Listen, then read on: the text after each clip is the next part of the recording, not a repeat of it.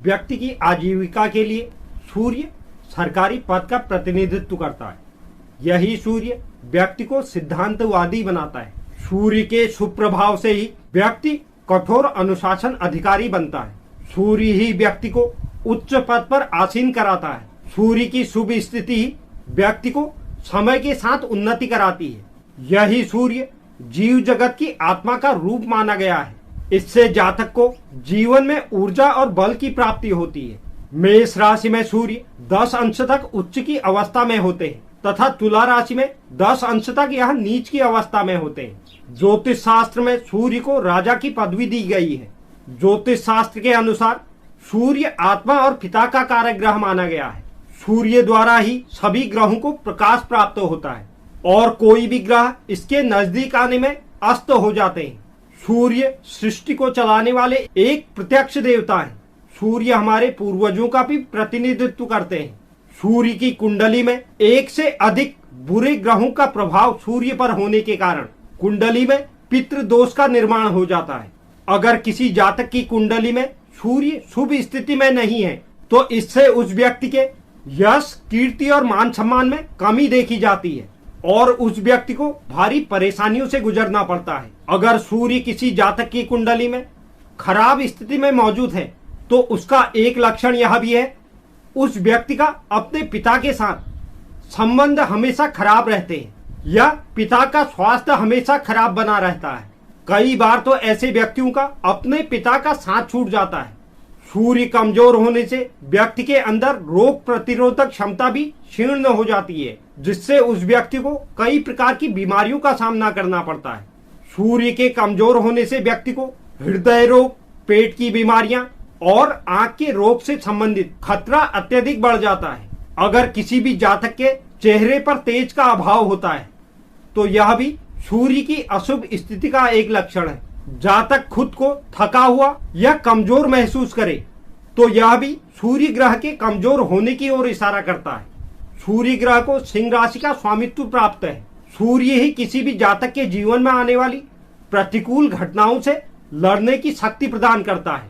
सूर्य के मित्र ग्रहों में चंद्रमा, मंगल और गुरु ग्रह हैं, जबकि शनि ग्रह और शुक्र ग्रह को सूर्य का शत्रु माना गया है। वहीं राहु और केतु सूर्य और चंद्रमा को ग्रहण लगा देते हैं। यह ग्रह बुध के प्रति तटस्थ और सामान्य व्यवहार रखते हैं।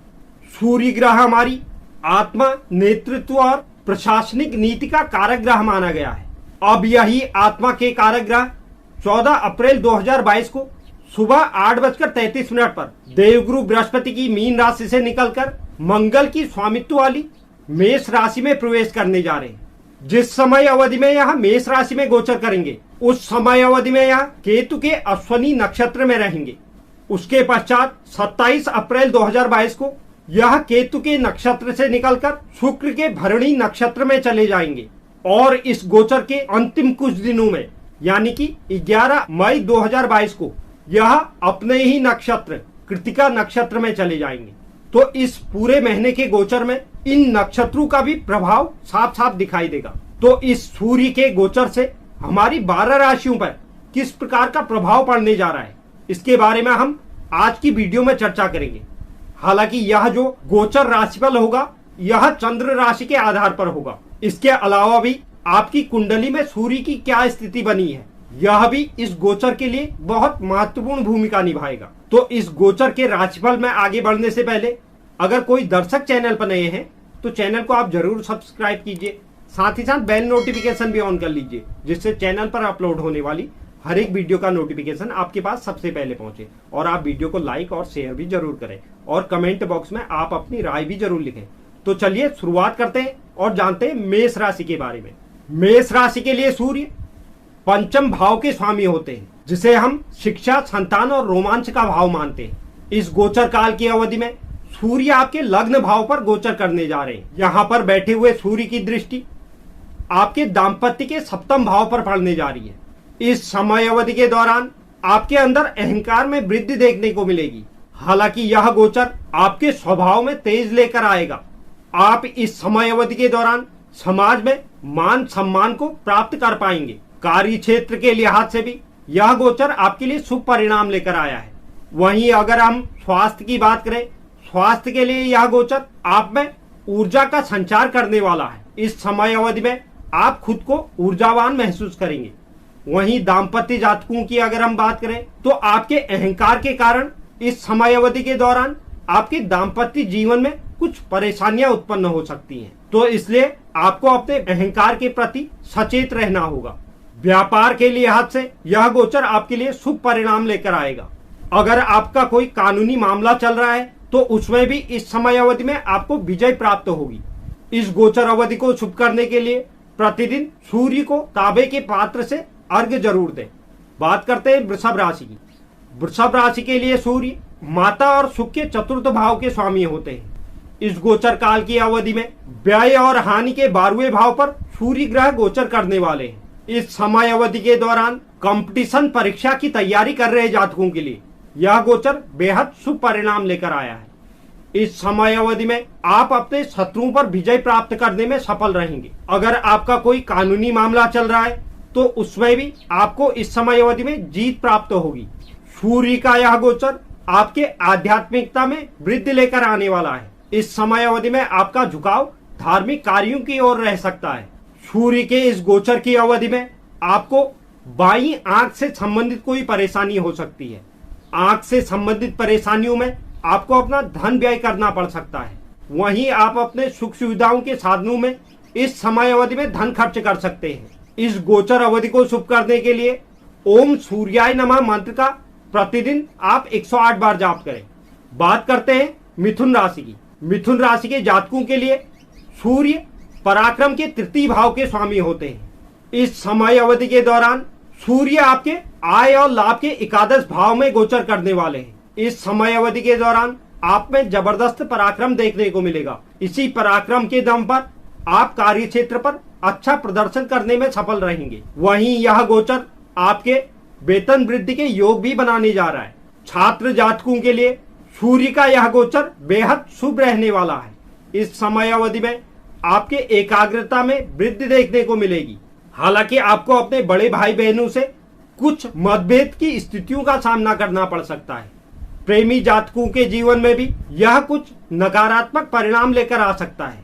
दाम्पत्य जातकों को इस समय अवधि के दौरान अपने जीवन साथी के स्वभाव की वजह से दाम्पत्य जीवन में कुछ मतभेद की स्थितियां पैदा हो सकती है।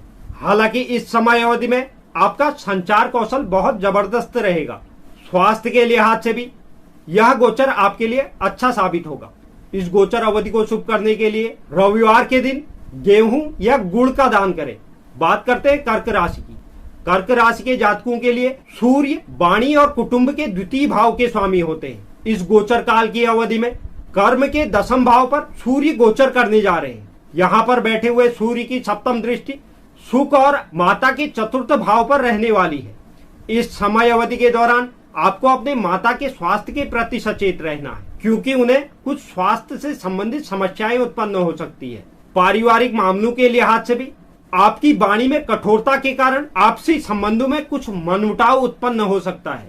सूर्य का यह गोचर आपके सुख साधनों में वृद्धि लेकर आने वाला है। इस समय अवधि के दौरान आप कोई गाड़ी या कोई नया घर खरीद सकते हैं। कार्य क्षेत्र के लिहाज से यह गोचर आपके पद प्रतिष्ठा में वृद्धि लेकर आने वाला है। इस समय अवधि में आपके उच्च अधिकारियों का आपको भरपूर सहयोग प्राप्त होगा। स्वास्थ्य के मामले में भी यह गोचर आपके लिए शुभ परिणाम लेकर आएगा। इस गोचर अवधि को शुभ करने के लिए रविवार के दिन सूर्य की गुड़हल के फूल से अर्चना कीजिए। बात करते हैं सिंह राशि की। सिंह राशि के जातकों के लिए सूर्य लग्न भाव के स्वामी होते हैं। इस समय अवधि के दौरान भाग्य और पिता के 9वें भाव पर सूर्य गोचर करने जा रहे हैं। यहाँ पर बैठे हुए सूर्य की दृष्टि आपके 3य भाव पर रहने वाली है, जिसे हम पराक्रम और छोटे भाई बहनों का भाव मानते हैं। इस समय अवधि में भाग्य आपका जबरदस्त साथ देगा, जिसके दम पर आप कार्य क्षेत्र पर बहुत अच्छा प्रदर्शन कर पाएंगे। वहीं पिता के साथ इस समय अवधि के दौरान आपके संबंध मधुर रहने वाले हैं। आपको अपने पिता से किसी प्रकार का लाभ प्राप्त हो सकता है। यह गोचर आपके पराक्रम और संचार कौशल में भी वृद्धि लेकर आएगा। वहीं पारिवारिक मामलों में आपको अपने अहंकार पर लगाम लगा के रखनी होगी, अन्यथा कुछ मतभेद की स्थितियां पैदा हो सकती हैं। इस समय अवधि के दौरान आप किसी तीर्थ यात्रा की योजना बना सकते हैं। इस गोचर अवधि को शुभ करने के लिए ओम घृणे सूर्याय नमः मंत्र का नित्य आप जाप कीजिए। बात करते हैं कन्या राशि की। कन्या राशि के जातकों के लिए सूर्य 12वें भाव के स्वामी होते हैं। इस गोचर काल की अवधि में अनिश्चितताओं के अष्टम भाव पर सूर्य गोचर करेंगे। यहाँ पर बैठे हुए सूर्य की दृष्टि आपके वाणी और कुटुंब के द्वितीय भाव पर रहने वाली है। यह गोचर अवधि आपके खर्चों में वृद्धि लेकर आएगा। इस समय अवधि में आपको स्वास्थ्य के प्रति सचेत रहना है। आपकी वाणी की वजह से आपके परिवार के या आपके दोस्तों के साथ आपके संबंध खराब हो सकते हैं। गूढ़ रहस्यों या गूढ़ विद्याओं से जुड़े हुए लोगों के लिए यह गोचर बहुत शुभ परिणाम लेकर आएगा। इस समय अवधि में आपको सड़क पर वाहन चलाते वक्त भी सावधानी बरतनी होगी। हालांकि संचित धन के लिहाज से यह गोचर आपके लिए शुभ परिणाम लेकर आएगा। दाम्पत्य जातकों को भी अपने दाम्पत्य जीवन में कुछ परेशानियों का सामना करना पड़ सकता है। वहीं आपको अपने जीवन साथी के स्वास्थ्य के प्रति भी इस समय अवधि में सचेत रहना होगा। इस गोचर अवधि को शुभ करने के लिए रविवार के दिन लाल वस्त्रों को धारण करें। बात करते हैं तुला राशि की। तुला राशि के जातकों के लिए सूर्य आय और लाभ के एकादश भाव के स्वामी होते हैं। इस गोचर काल की अवधि में दाम्पत्य और साझेदारी के सप्तम भाव पर सूर्य गोचर करेंगे। यहाँ पर बैठे हुए सूर्य की दृष्टि आपके लग्न भाव पर रहने वाली है। आय के लिहाज से यह गोचर आपके लिए बहुत शुभ साबित होगा। इस समय अवधि में आप आर्थिक लिहाज से मजबूत नजर आएंगे। फ्रेशर जातकों को इस समय अवधि में किसी नौकरी की प्राप्ति हो सकती है। यह गोचर आपके तेज में भी वृद्धि लेकर आने वाला है। आप इस समय अवधि में बहुत ऊर्जावान नजर आएंगे। वहीं दाम्पत्य जातकों के जीवन में यह गोचर कुछ अहंकार की वजह से परेशानियां लेकर आ सकता है। इसलिए आपको अपने अहंकार पर कंट्रोल रखना होगा और अपने जीवन साथी के साथ किसी भी बात को लेकर सोच समझकर विचार करते हुए आगे बढ़ना होगा। सूर्य के इस गोचर में साझेदारी में व्यवसाय करने वाले जातकों के व्यवसाय में विस्तार के भी योग बनते हुए दिखाई दे रहे हैं, जिससे आपको लाभ की प्राप्ति होगी। इस गोचर अवधि को शुभ करने के लिए प्रतिदिन सूर्य को अर्घ्य दीजिए। बात करते हैं वृश्चिक राशि की। वृश्चिक राशि के लिए सूर्य कर्म के दसम भाव के स्वामी होते हैं। इस गोचर काल की अवधि में रोग ऋण रिपु के छठे भाव पर सूर्य गोचर करने जा रहे हैं। यहाँ पर बैठे हुए सूर्य की सप्तम दृष्टि आपके व्यय और हानि के 12वें भाव पर रहेगी। इस समय अवधि के दौरान प्रतियोगिता परीक्षा की तैयारी कर रहे जातकों के लिए यह गोचर बेहद शुभ परिणाम लेकर आया है। हालांकि इस समय अवधि में आपके खर्चों में वृद्धि देखने को मिलेगी। हो सकता है आपका यह खर्चा किसी कानूनी मामलों में हो। इस समय अवधि के दौरान आपको बाईं आंख से संबंधित कोई समस्या हो सकती है, इसलिए आपको आंखों के प्रति सचेत रहना होगा। कार्य क्षेत्र के लिहाज से यह गोचर आपके लिए शुभ साबित होगा। इस समय अवधि में आप अपने शत्रुओं पर विजय प्राप्त करने में भी सफल रहेंगे। दाम्पत्य जातकों के जीवन में भी यह गोचर सामान्य परिणाम लेकर आने वाला है। इस गोचर अवधि को शुभ करने के लिए नित्य आदित्य हृदय स्तोत्र का पाठ करें। बात करते हैं धनु राशि की। धनु राशि के जातकों के लिए सूर्य भाग्य के नवम भाव के स्वामी होते हैं। इस गोचर काल की अवधि में संतान, शिक्षा और रोमांच के पंचम भाव पर सूर्य ग्रह गोचर करने वाले हैं। यहाँ पर बैठे हुए सूर्य की दृष्टि आपके आय और लाभ के एकादश भाव पर रहेगी। यह गोचर आपको आर्थिक तौर पर मजबूत बनाने वाला है। इस समय अवधि में आप अपने भाग्य के दम पर किसी भी कार्य में आसानी से सफलता अर्जित कर पाएंगे। विद्यार्थी जातकों के लिए यह गोचर बेहद शुभ साबित होगा। हालांकि प्रेमी जातक और दाम्पत्य जातकों को इस गोचर से कुछ नकारात्मक परिणाम देखने को मिल सकते हैं, क्योंकि इस समय अवधि में आपकी उग्रता के कारण आपके प्रेम जीवन या दाम्पत्य जीवन में कुछ परेशानियां आ सकती हैं। साथ ही आपको अपने बड़े भाई बहनों से भी कुछ नकारात्मक परिणाम देखने को मिल सकते हैं। उनके साथ आपका मतभेद हो सकता है। इस समय अवधि में आपका झुकाव धार्मिक कार्यों की ओर रहेगा। हो सकता है आप इस समय अवधि में किसी धार्मिक यात्रा पर निकले। इस गोचर अवधि को शुभ करने के लिए भगवान सूर्य की नित्य आराधना कीजिए। बात करते हैं मकर राशि की। मकर राशि के जातकों के लिए सूर्य अनिश्चितताओं के अष्टम भाव के स्वामी होते हैं। इस गोचर काल की अवधि में माता और सुख के चतुर्थ भाव में सूर्य गोचर करने वाले हैं। यहाँ पर बैठे हुए सूर्य की सप्तम दृष्टि आपके कर्म भाव पर रहेगी, इसलिए यह गोचर आपके कर्म के लिहाज से बेहद शुभ परिणाम लेकर आया है। आपको इस समय अवधि में कोई पदोन्नति प्राप्त हो सकती है। साथ ही आप इस समय अवधि में कोई नया घर खरीद सकते हैं या कोई नया वाहन खरीद सकते हैं। यानी कि आपके भौतिक सुख साधनों में यह गोचर वृद्धि लेकर आने वाला है। हालांकि आपको अपने माता के स्वास्थ्य के प्रति सचेत रहना होगा, या यह गोचर आपके और आपके माता के बीच संबंधों में कुछ खटास उत्पन्न कर सकता है। इस गोचर की अवधि में आपको चोट चपेट या दुर्घटना के भी योग बनते हुए दिखाई दे रहे हैं। पारिवारिक मामलों के लिहाज से भी आपके उग्र रवैये के कारण आपके और परिवार के सदस्यों में कुछ मतभेद हो सकता है। इस गोचर अवधि को शुभ करने के लिए आदित्य हृदय स्तोत्र का नित्य आप पाठ कीजिए। बात करते हैं कुंभ राशि की। कुंभ राशि के जातकों के लिए सूर्य दाम्पत्य और साझेदारी के सप्तम भाव के स्वामी होते हैं। इस गोचर काल की अवधि में छोटे भाई बहन और पराक्रम के तृतीय भाव पर सूर्य ग्रह गोचर करने वाले हैं। यहाँ पर बैठे हुए सूर्य की सप्तम दृष्टि आपके भाग्य के नवम भाव पर रहेगी, तो इसकी वजह से इस समय अवधि में आपको भाग्य का भरपूर सहयोग प्राप्त होगा। आप अपने पराक्रम और भाग्य के बल पर कार्य क्षेत्र में अच्छी प्रगति अर्जित करेंगे, जिसके बल पर आपको इस समय अवधि में पदोन्नति या वेतन वृद्धि प्राप्त हो सकती है। दाम्पत्य जातकों के लिए और साझेदारी में व्यवसाय करने वाले जातकों के लिए यह गोचर कुछ आपसी मतभेद लेकर आ सकता है। इस समय अवधि के दौरान आपके उग्र रवैये और अहंकार के कारण आपके दाम्पत्य जीवन और साझेदारी के व्यवसाय में कुछ कठिनाइयां उत्पन्न हो सकती है। यह गोचर आपके पराक्रम और संचार कौशल में वृद्धि लेकर आने वाला है। इस समय अवधि के दौरान आप थोड़ा धार्मिक हो सकते हैं। हो सकता है आप किसी धार्मिक यात्रा पर जाएं। इस गोचर अवधि को शुभ करने के लिए ओम सूर्याय नमः मंत्र का प्रतिदिन 108 बार जाप करें।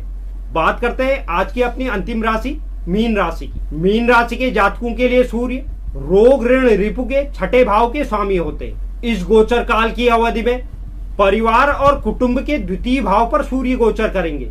यहाँ पर बैठे हुए सूर्य की सप्तम दृष्टि अनिश्चितताओं के अष्टम भाव पर रहने वाली है। इस गोचर काल के दौरान आपकी वाणी में थोड़ी कठोरता देखने को मिल सकती है। हालांकि यह गोचर आपके संचित धन में वृद्धि लेकर आने वाला है। इस समय अवधि के दौरान आप अच्छा लाभ अर्जित कर पाएंगे। हालांकि पारिवारिक मामलों के लिए यह गोचर थोड़ा सा आपके लिए नकारात्मक हो सकता है। वहीं वाणी, दाईं आंख और दांत से संबंधित परेशानियों से आपको दो चार होना पड़ सकता है। इस समय अवधि के दौरान आपके अपने पड़ोसियों के साथ भी कुछ संबंधों में मतभेद की स्थिति बन सकती है। कार्य क्षेत्र के लिहाज से यह गोचर आपके लिए बेहद शुभ साबित होगा।